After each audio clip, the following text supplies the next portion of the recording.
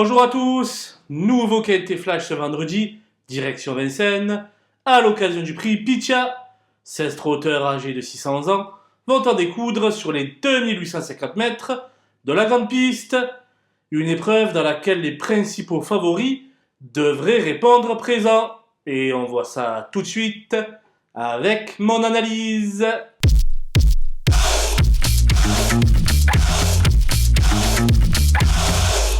Les bases avec le 14 Inexcess Bleu, qui n'a trouvé que l'excellent Hino du Lupin pour lui barrer la route du succès en dernier lieu. Ce cheval de grande classe fait inévitablement figure d'épouvantail dans cette épreuve.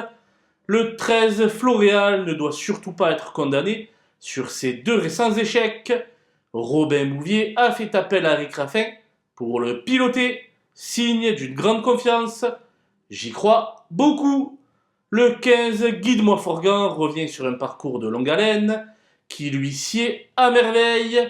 Bénéficiant de bonnes conditions de course, il devrait obtenir un très bon classement. Les opposants avec le 2 Guinness d'Airfray, qui s'est imposé en patronne lors de sa dernière tentative sur le parcours classique de la grande piste. Certes, elle monte légèrement de catégorie, mais sa forme est au beau fixe.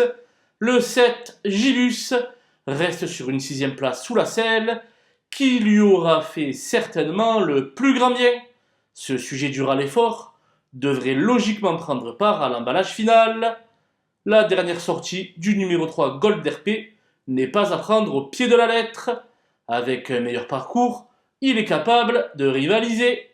Le 10 Hidalgo Denoé peut fournir de bonnes fins de course lorsqu'il peut être préservé un maximum. C'est un 3/4 possible à belle cote.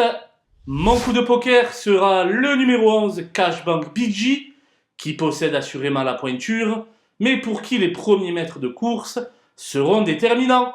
Si elle s'élance sur la bonne jambe, elle sera à coup sûr dans les 3 premiers. Les outsiders avec le 8 Félix Dubourg, qui a toujours le goût de la compétition malgré ses 9 ans. S'il a parfaitement récupéré de ses récents efforts, il peut glaner une place en bout de combinaison. Le 12 Faubourg n'est pas dans la forme de sa vie ces derniers temps. Pour les amateurs de sensations fortes, le 16 Equinox JL évolue à des années-lumière de son meilleur niveau. Malgré la qualité de son engagement, difficile de lui voir une première chance.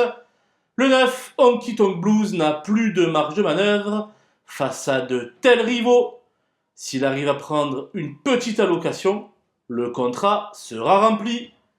Le 5 Elise Caberi n'a qu'un parcours dans les jambes depuis le mois de septembre dernier. Elle risque d'avoir les jambes très lourdes dans les derniers hectomètres.